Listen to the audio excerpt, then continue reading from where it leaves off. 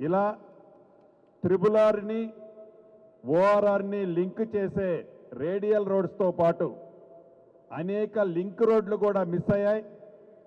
ఈ ప్రభుత్వంలో core area ఏదైతే సిటీలో ఉన్న లింక్ రోడ్స్ కోసం సుమారు 2,500 కోట్లతో వర్క్స్ ఆన్గోయింగ్ ఈ ప్రభుత్వం వచ్చిన తర్వాత పిలిచిన టెండర్లే ఈనాడు ఆన్గోయింగ్లో జరుగుతున్నాయి. మీరు మధ్య చూశారు, గౌరవ ముఖ్యమంత్రి గారు దావోస్ పర్యటన పోయిన సంవత్సరంలో వెళ్ళి వచ్చినప్పుడు రాష్ట్రానికి సుమారు 40,000 కోట్ల రూపాయలు పెట్టుబడులు తెచ్చి ఇప్పటికే దాంట్లో 12,000, 13,000 కోట్ల వర్కులు ఇండస్ట్రీస్ ప్రోగ్రెస్లో ఉన్నాయి.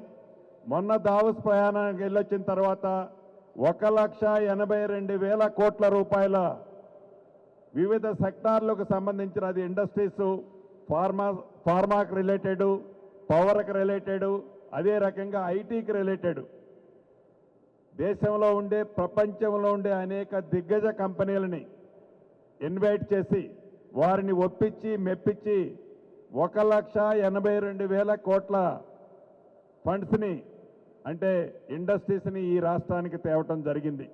అంటే రాబోయే రోజుల్లో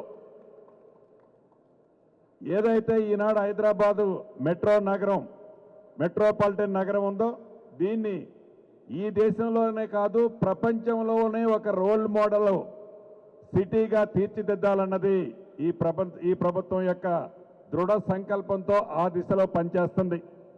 మా తమ్ముళ్ళు సోదరులు గతంలో అనేకమైన అంశాలు అడిగారు. ఇంతకుముందే అన్న అడిగినట్లు తప్పకుండా రిజిస్ట్రేషన్కి సంబంధించిన శాఖ నాదే కాబట్టి ఈ మధ్య దాని మీద పూర్తిగా ఎక్సర్సైజ్ చేశాం.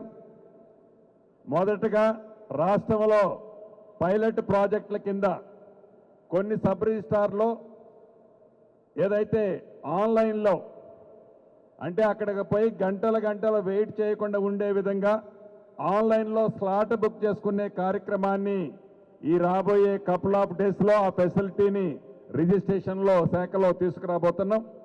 దాంతోపాటు రిజిస్ట్రేషన్ శాఖలో అనేకమైన ప్రక్షాళనతో పాటు మోడల్గా ఈ హైదరాబాదు పరిసర ప్రాంతాల్లో ఫుల్ బిజీగా ఉండే రిజిస్ట్రేషన్ ఆఫీసులన్నిటినీ ఈ రాబోయే కపుల్ ఆఫ్ మంత్స్ లోపే ఒక ప్రణాళికతో పబ్లిక్ కాంట్రిబ్యూషన్తో అద్భుతమైన కార్పొరేట్ ఆఫీసులకి ధీటుగా సబ్ రిజిస్ట్రార్ ఆఫీసులు కూడా ఏర్పాటు చేయబోతున్నాం.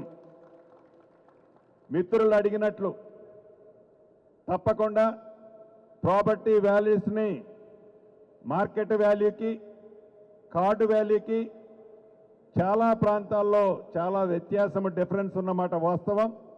వాటిని కరెక్ట్ చేసి ఇక రిజిస్ట్రేషన్ ఛార్జీ విషయానికి వచ్చినప్పుడు దాన్ని ఎలా చేయాలో ఆ ఈక్వేషన్ బట్టి తప్పకుండా దాని మీద కూడా ఈ ప్రభుత్వం ఒక నిర్ణయం తీసుకునే ఆలోచనలో ఈనాడు ఉంది.